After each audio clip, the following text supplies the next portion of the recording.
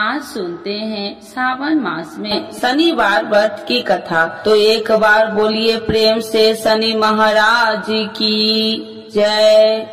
एक समय की बात है, सभी नवग्रह सूर्य, चंद्रमा, मंगल, बुध, बृहस्पति, शुक्र, शनि, राहु और केतु में विवाद छिड़ गया। विवाद का कारण था कि इनमें से सबसे बड़ा कौन है। कोई निर्णय न होने पर सभी देवराज इंद्र के पास निर्णय कराने पहुँचे। इंद्र किसी एक का पक्ष नहीं ले सकते थे, इसीलिए उन्होंने निर्णय देने में अपनी असमर्थता जताई। परंतु उन्होंने उन सबको पृथ्वी पर राजा विक्रमादित्य के पास जाने की सलाह दी, क्योंकि राजा विक्रमादित्य अति न्यायप्रिय थे। इंद्र ने कहा कि वे ही इसका निर्णय कर सकते हैं। इंद्र की सलाह से सभी ग्रह एक साथ राजा विक्रमादित्य के पास पहुँचे और अपने आने का कारण बताया। राजा इस समस्याओं से अति चिंतित हो उठे, क्योंकि वे जानते थे कि अगर उन्होंने किसी एक को बड़ा बताया तो बाकी ग्रह कुपित हो उठेंगे। तब राजा को एक उपाय सूझा। उन्होंने सुवर्ण, रजत, कश्य, पीपल, सीसा, रंगा, जाष्टा, अभर्ग और लोहे से 9 सिंहासन बनवाए और उन्हें इसी क्रम से रख दिया। राजा विक्रमादित्य ने उस सब से निवेदन किया कि आप सभी अपने सिंहासन पर स्थान ग्रहण करें। जो भी अंतिम सिंहासन पर बैठेगा वही सबसे छोटा होगा।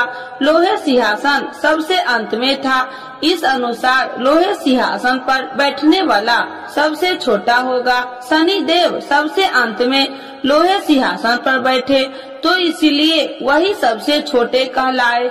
शनि देव को लगा कि राजा ने यह जानबूझकर किया है, इसीलिए उन्होंने कुपित होकर राजा से कहा, राजा तू मुझे नहीं जानता। सूर्य एक राशि में 1 महीना, चंद्रमा 2.25 महीना, 2 दिन, मंगल 1.5 महीना, बृहस्पति 13 महीना, वह बुध और शुक्र 1 महीने विचरण करते हैं, परंतु मैं 2.5 से 7.5 साल तक रहता हूँ। शनि देव क्रोधित होकर कहने लगे कि श्री राम की 7.5 आने पर उन्हें वनवास हो गया। रावण 7.5 आने पर वह वानरों की सेना से परास्त हो गया। अब तुम सावधान रहना। ऐसा कहकर शनि देव वहाँ से चले गए। इसके बाद अन्य देवताओं ने भी वहाँ से प्रस्थान कर लिया। कुछ समय बाद राजा की 7.5 आई, तब शनि देव घोड़े के सौदागर बनकर वहाँ आए। किसी ने राजा को सूचना दी कि कोई घोड़े का सौदागर आया है तथा उसके पास जो घोड़ा है वह बहुत बढ़िया है। राजा ने यह समाचार सुनकर अपने अश्वपाल को उस सौदागर से घोड़े खरीदने का आदेश दिया। अश्वपाल ने कई अच्छे घोड़े खरीदे। वह एक सर्वोत्तम घोड़े को राजा को सवारी हेतु दिया। राजा जैसे ही उस घोड़ा पर बैठा, वैसे ही वह घोड़ा भागकर वन की ओर चल गया। वन में काफी अंदर पहुँच वह घोड़ा गायब हो गया और राजा भूख प्यास जंगल में भटकता रहा। भटकते भटकते राजा को बेहद प्यास लगी। तब एक ग्वाले ने उसे पानी पिलाया। राजा ने प्रसन्न होकर उसे अपनी अंगूठी दे दी। वह अंगूठी देकर राजा आगे चल दिया और एक नगर में पहुंचा। वहां उसने अपना नाम उज्जैनी निवासी बिका बताया। वहां एक सेठ की दुकान से उसने जल इत्यादि पिया और कुछ विश्राम भी किया। भाग्यवश उस दिन सेठ की बड़ी बिक्री हुई। सेठ खुश होकर उसे खाना खिलाने के लिए अपने साथ घर ले गया। वहाँ उसने एक खूंटी देखी जिस पर एक हार टंगा था। राजा ने देखा कि खूंटी उस हार को निगल रही है और थोड़ी देर में पूरा हार गायब हो गया। सेठ ने समझा कि बीका ने हार चुरा लिया। उसने बीका को कोतवाल के पास पकड़वा दिया। फिर राजा ने भी उसे चोर समझकर उसके हाथ और पैर काट दिए। वह चैरंगिया बन गया और नगर के बाहर फिकवा दिया गया। वहाँ से एक तेली निकल रहा था। उसे राजा पर दया आई और उसने बीका को अपनी गाड़ी में बैठा लिया। वह अपनी जीभ से बैल को हाँकने लगा। उस काल राजा की शनि दशा समाप्त हो गई। वर्षा ऋतु आने पर राजा मल्हार गाने लगा। तब वह जिस नगर में था वहाँ की राजकुमारी मन भावनी को वह इतना भाया कि उसने मन ही मन प्रण कर लिया कि वह उस राग गाने वाले से ही विवाह करेगी। उसने दासी को राग गाने वाले को ढूंढने के लिए भेजी। दासी ने बताया कि वह एक चौरंगिया है, परंतु राजकुमारी न मानी। अगले ही दिन से राजकुमारी अनशन पर बैठ गई कि विवाह करेगी तो उसे सबने बहुत समझाया, पर फिर भी जब वह न मानी तो राजकुमारी के पिता ने उस तेली को बुलावा भेजा और विवाह की तैयारी करने को कहा। फिर उसका विवाह राजकुमारी से हो गया। एक दिन सोते हुए स्वप्न में शनि देव ने राजा विक्रम आदित्य से कहा, राजन, देखा तुमने मुझे छोटा बताकर कितना दुख झेला है। तब राजा ने उनसे क्षमा मांगी और प्रार्थना की, हे शनिदेव, जैसा दुख मुझे दिया है किसी और को न देना। शनिदेव मान गए कि और कहा, जो मेरी कथा व व्रत करेगा उसे कोई दुख न होगा, तथा जो नित्य मेरा ध्यान करेगा और चीटिया का आटा डालेगा उसके सारे मनोरथ पूर्ण होंगे। साथ ही शनिदेव ने राजा को उसके हाथ पैर की वापसी दे दिए। प्रातः आँख खुलने पर राजकुमारी ने जब राजा को देखा तो आश्चर्यचकित रह गई। बीका ने उसे बताया कि वह उज्जैनी का राजा विक्रम आदित्य है। सभी अत्यंत प्रसन्न हुए। सेठ ने जब यह सुना वह पैर पर गिरकर क्षमा मांगने लगा। राजा ने कहा कि वह तो शनि देव का कोप था, इसमें किसी का कोई दोष नहीं। सेठ ने फिर भी निवेदन किया कि मुझे शांति तब ही मिलेगी जब आप मेरे घर चलकर भोजन करेंगे। सेठ ने अपने घर कई प्रकार के व्यंजन से राजा का सत्कार किया। साथ ही सबने देखा कि जो खूंटी हार निकल गई थी वही उसे उगल रही थी। सेठ ने अनेक मनोहर देख राजा का धन्यवाद किया और अपनी कन्या श्री कन्वरी से शादी करने का निवेदन किया। राजा ने सहर्ष स्वीकार कर लिया। कुछ समय पश्चात राजा अपनी दोनों रानियां मन भावनी और श्री कन्वरी को उज्जैनी नगरी के लिए निकल पड़े। वहां नगर वासियों ने सीमा पर ही उनका स्वागत किया। सारे नगर में दीपमाला हुई, सबने खुशी मनाई। राजा ने घोषणा किया कि मैंने शनि देव को सबसे छोटा बताया था, जबकि असल में वही सर्वोपरि है। तब से सारे राज्य में शनि देव की पूजा और कथा नियमित रूप से होने लगी। सारी प्रजा ने बहुत समय खुशी और आनंद के साथ बिताया। जो कोई शनि देव की इस कथा को सुनता है या पढ़ता है उसके सारे दुख दूर हो जाता है। तो एक बार बोलिए प्रेम से शनि महाराज की जय। आरती श्री शनि देव की जय। जय श्री शनि देव भक्तन हितकारी, सूरज के पुत्र प्रभु छाया महतारी। जय जय श्री शनि देव भक्तन हितकारी, सूरज के पुत्र प्रभु छाया महतारी। श्याम अंग वक्र दृष्टि चतुर्भुजाधारी, श्याम अंग वक्र दृष्टि चतुर्भुजाधारी। नीलांबर धार नाथ गज की असवारी, नीलांबर धार नाथ गज की असवारी।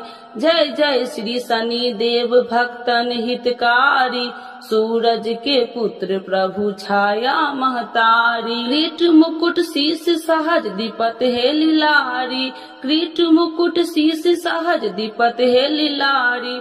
मुक्तन की माल गले शोभित बलिहारी, मुक्तन की माल गले शोभित बलिहारी। जय जय श्री शनि देव भक्तन हितकारी, सूरज के पुत्र प्रभु छाया महतारी। मोदक और मिष्ठान चढ़त पान सुपारी, मोदक और मिष्ठान चढ़े चढ़ती पान सुपारी। लोहा तिल तेल उड़द महर्षि है अति प्यारी। लोहा तिल तेल उड़द महर्षि है अति प्यारी। जय जय श्री शनि देव भक्तन हितकारी। सूरज के पुत्र प्रभु छाया महतारी। देव दनुज ऋषि मुनि सुमरत नर नारी। देव दनुज ऋषि मुनि सुमरत नर नारी। विश्वनाथ धरत ध्यान हम है शरण तुम्हारी। विश्वनाथ धरत ध्यान हम है शरण तुम्हारी। जय जय श्री शनि देव भक्तन हितकारी। सूरज के पुत्र प्रभु छाया महतारी। एक बार बोलिए प्रेम से शनि देवता की जय। छाया माता की जय। सूर्य भगवान की जय। शनिवार के दिन जरूर सुने हनुमान जी की कथा। तो एक बार बोलिए प्रेम से हनुमान जी की जय। एक बार नैमी सरनाय तीर्थ में 80,000 मुनि एकत्र होकर पुराणों के ज्ञाता श्री सूत जी से पूछने लगे, हे महामुने, आपने हमें अनेक पुराणों की कथाएं सुनाई है। अब कृपा करके हमें ऐसा व्रत और कथा बतलाए जिसके करने से संतान की प्राप्ति हो तथा मनुष्य को रोग शोक अग्नि सर्व दुखों आदि का भय दूर हो, क्योंकि कलयुग में सभी जीवों की आयु बहुत कम है। फिर इस पर उन्हें रोग चिंता के कष्ट लगे रहते तो फिर वही श्री हरि के चरणों में अपना ध्यान कैसे लगा सकेंगे। श्री सूत जी बोले, हे मुनियों, आपने लोक कल्याण के लिए बहुत ही उत्तम बात पूछी है। एक बार युधिष्ठिर ने भगवान श्री कृष्ण से लोक कल्याण के लिए यही प्रश्न किया था। भगवान श्री कृष्ण और युधिष्ठिर का संवाद तुम्हारे सामने कहता हूँ, ध्यान देकर सुनो। एक समय पांडवों की सभा में श्री कृष्ण जी बैठे हुए थे। तब युधिष्ठिर ने भगवान श्री कृष्ण से प्रश्न किया कि हे प्रभु नंद नंद गोविंद, आपने मेरे लिए अनेक कथाएं सुनाई है। आज आप कृपा करके ऐसा व्रत या कथा सुनाइए जिसके करने से मनुष्यों को रोग चिंता का भय समाप्त हो और उसको पुत्र की प्राप्ति हो। हे प्रभु, बिना पुत्र के जीवन व्यर्थ है। पुत्र के बिना मनुष्य नरकगामी होता है। पुत्र के बिना मनुष्य पितृ ऋण से छुटकारा नहीं पा सकता है और न ही उसका पुनग नामक नरक से उद्धार हो सकता है। अतः पुत्रदायक व्रत बतलाइए। श्री कृष्ण भगवान बोले, हे राजन, मैं एक प्राचीन इतिहास सुनाता हूँ, आप उसे ध्यान पूर्वक सुनो। कुंडलपुर नामक एक नगर था। उसमें नंदा नामक एक ब्राह्मण रहता था। भगवान की कृपा से उसके पास सब कुछ था, फिर भी वह दुखी था। इसका कारण था कि ब्राह्मण की स्त्री सुनदा के कोई संतान न थी। सुनदा पतिव्रता थी, भक्ति पूर्वक श्री हनुमान जी की आराधना करती थी। मंगलवार के दिन व्रत करने के अंत में भोजन बना कर हनुमान जी को भोग लगाने के बाद स्वयं भोजन करती थी।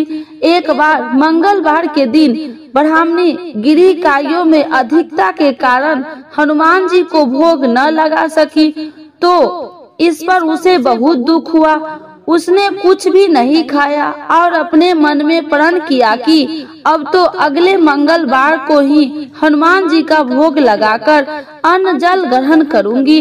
ब्राह्मणी सुनदा प्रतिदिन भोजन बनाती, श्रद्धा पूर्वक पति को खिलाती, परंतु स्वयं भोजन नहीं करती और मन ही मन श्री हनुमान जी की आराधना करती थी। इसी प्रकार 6 दिन गुजर गए और ब्राह्मणी सुनदा अपने निश्चय के अनुसार भूखी प्यासी निराहार रही। अगले मंगलवार को ब्राह्मणी सुनदा प्रातः काल ही बेहोश होकर गिर पड़ी। ब्राह्मणी सुनदा की इस असीम भक्ति के प्रभाव से श्री हनुमान जी बहुत प्रसन्न हुए और प्रकट होकर बोले, सुनदा, मैं तेरी भक्ति से बहुत प्रसन्न हूँ, तू उठ और वर मांग। सुनदा अपने आराध्य देव श्री हनुमान जी को देखकर आनंद की अधिकता से ही सुनदा अपने आराध्य श्री हनुमान जी को देखकर आश्चर्य से हो गई। इस श्री हनुमान जी के चरणों में गिरकर बोली, हे प्रभु, मेरी कोई संतान नहीं है, कृपा करके मुझे संतान प्राप्ति का आशीर्वाद दे, आपकी अति कृपा होगी। श्री महावीर जी बोले, तेरी इच्छा पूर्ण होगी, तेरे एक कन्या पैदा होगी, उसके अष्टांग प्रतिदिन सोना दिया करेगी। इस प्रकार कहकर श्री महावीर जी अंतर ध्यान हो गए। ब्राह्मणी सुनोदा बहुत हर्षित हुई और सभी समाचार अपने पति से कहा। ब्राह्मण देव कन्या का वरदान सुनकर कुछ दुखी हुए, परंतु सोना मिलने की बात सुनी तो बहुत प्रसन्न हुई। विचार किया कि ऐसी कन्या के साथ मेरी निधरता ही समाप्त हो जाएगी। श्री हनुमान जी की कृपा से वह ब्राह्मणी गर्भवती हुई और 10वें महीने में उसे बहुत ही सुंदर पुत्री प्राप्त हुई। वह बच्ची अपने पिता के घर में ठीक उसी तरह से बढ़ने लगी जिस प्रकार शुक्ल पक्ष का चंद्रमा बढ़ता है। 10वें दिन में ब्राह्मण ने उस बालिका का नामकरण संस्कार करवाया। उसके कुल पुरोहित ने उसका बालिका का नाम रत्नावली रखा, क्योंकि वह कन्या सोना प्रदान किया करती थी। इस कन्या ने पूर्व जन्म के बड़े ही विधान से मंगल देव का व्रत किया था। रत्नावली का अष्टांग बहुत सा सोना देता था। उस सोने से नंदा ब्राह्मण बहुत ही धनवान हो गया। अब ब्राह्मणी भी बहुत अभिमान करने लगी थी। समय बीतता रहा। वो अब रत्नावली 10 वर्ष की हो चुकी थी। एक दिन जब नंदा ब्राह्मण प्रसन्न चित्त था, तब सुनोदा ने अपने पति से कहा, मेरी पुत्री रत्नावली विवाह के योग्य हो गई है, अतः आप कोई सुंदर तथा योग्य वर देकर इसका विवाह करा दे। यह सुन ब्राह्मण बोले, अभी तो रत्नावली बहुत छोटी है। तब ब्राह्मणी बोली, शास्त्रों की ज्ञाता है कि कन्या 8वें वर्ष में गौरी, 9वें वर्ष में रोहिणी, 10वें वर्ष में कन्या इसके पश्चात रजस्वला हो जाती है। गौरी दान से पाताल लोक की प्राप्ति होती है, रोहिणी दान से वैकुंठ लोक की प्राप्ति होती है, कन्या के दान से इंद्र लोक में सुख की प्राप्ति होती है। अगर हे पतिदेव रजस्वला का दान किया जाता है तो घोर नरक की प्राप्ति होती है। इस पर ब्राह्मण बोले, अभी तो रत्नावली मात्र 10 ही वर्ष की है और मैंने तो 16-16 साल की कन्याओं को विवाह कराए हैं, अभी जल्दी क्या है। तब ब्राह्मणी सुनोदा बोली, आपको तो लोभ अधिक हो गया है। शास्त्रों में कहा गया है कि माता पिता और बड़ा भाई रजस्वला कन्या को देखते हैं तो वह अव्यासी नरकगामी होते हैं। तब ब्राह्मण बोला, अच्छी बात है, कल मैं अव्यास ही योग्य वर की तलाश में अपना दूत भेजूंगा। दूसरे दिन ब्राह्मण ने अपने दूत को बुलाया और यज्ञ आदि की, जैसी सुंदर मेरी कन्या है वैसे ही सुंदर वर उसके लिए तलाश करो। दूत ने अपने स्वामी की आज्ञा पाकर निकल पड़ा।